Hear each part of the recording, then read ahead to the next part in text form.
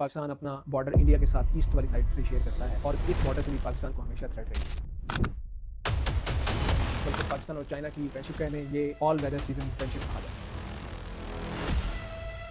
दोस्तों यही जो जियो स्ट्रेटेजिक लोकेशन है जिसने बहुत सारी सुपर पावर्स को आपस में लड़ाए रखा है। एल्फ्रेड थेयर कहते हैं कि Indian Ocean is the key to the seven seas of the world और ये अल्टीमेटली डेस्टिनी बनेगा बहुत सारे ममालिक की तकदीर का। देखिए जो इंडियन ओशन है इसकी डायरेक्ट एक्सेस बनती है पाकिस्तान की कोस्ट लाइन के साथ अरेबियन सी की और अरेबियन सी की इंडियन ओशन के साथ। अल्टीमेटली क्या है, मिडिल ईस्ट और अफ्रीका तक की जो रेंज है वो हो या जो हमारे कोस्टल वाटर्स हैं, सी पैक, BRI, इन सब की कनेक्टिविटी इंतहाई इंपॉर्टेंट है और इसमें इंडियन ओशन का बहुत इंपॉर्टेंट रोल है। पाकिस्तान के सिक्योरिटी डायनामिक्स के हिसाब से अगर आप देखें तो पाकिस्तान की नेवी का बड़ा इंपॉर्टेंट रोल होता है इंडियन ओशन में पाकिस्तान को सेफ गार्ड करने के या रीजनल सिक्योरिटी थ्रेट को थ्वाट करने के।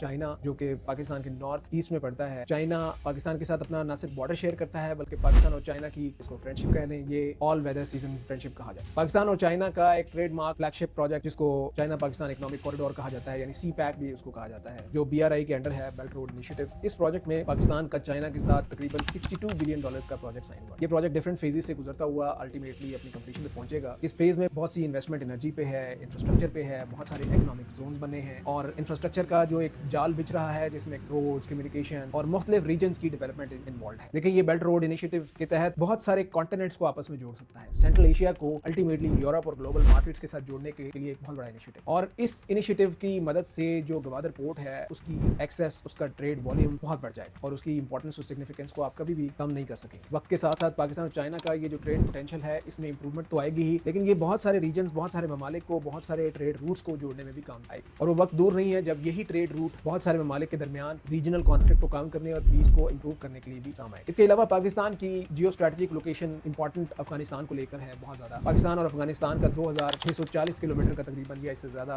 बॉर्डर बनता है। अब ये जो 2640 किलोमीटर का बॉर्डर्स है इसमें मेजॉरिटी पोर्शन फॉरेस्ट बॉर्डर है, ऐसा बॉर्डर जो एक ऐसे पहाड़ी सिलसिला में है जिसमें मिलिटेंट्स केव्स के अंदर या अंडरग्राउंड हो जाते हैं और उनको ढूंढना, सर्चिंग कैपेबिलिटी बहुत कम हो जाती है। पाकिस्तान का इस अफगानिस्तान के साथ ये जो बॉर्डर है इसकी सेंसिटिविटी की वजह से ही पाकिस्तान का हमेशा रोल एंटी टेररिज्म के खिलाफ वॉर और टेरर हो या उससे पहले कोल्ड वॉर हो, पाकिस्तान हमेशा अपना सिग्निफिकेंट रोल प्ले करता है, जिसकी वजह से पाकिस्तान को बहुत दफा सेटबैक्स का सामना भी करना पड़ा। पाकिस्तान का इकोनॉमिक कोलैप्स भी हुआ, पाकिस्तान का कोलैटरल डैमेज भी हुआ, पाकिस्तान में बहुत सारे लोगों की लाइव्स भी एट स्टेक लगी। लेकिन पाकिस्तान की पीस को एस्टैब्लिश करने के लिए पाकिस्तान का अफगानिस्तान के मुल्क के साथ अपने ताल्लुकात का पीसफुली बरकरार रखना बहुत इंपॉर्टेंट है। तो ये जो जियो स्ट्रेटेजिक लोकेशन है ये हमेशा पाकिस्तान को पॉजिटिव और नेगेटिव दोनों एस्पेक्ट से अलर्ट रखेगी। इसके अलावा अहमद राशिद एक बहुत फेमस हिस्टोरियन है, अपनी किताब डिसेंट इनटू कियोस में भी वो डिस्कस करते हैं कि अफगानिस्तान के हवाले से पाकिस्तान का रोल हमेशा की कंपोनेंट और की प्लेयर के तौर पर क्यों रहा है।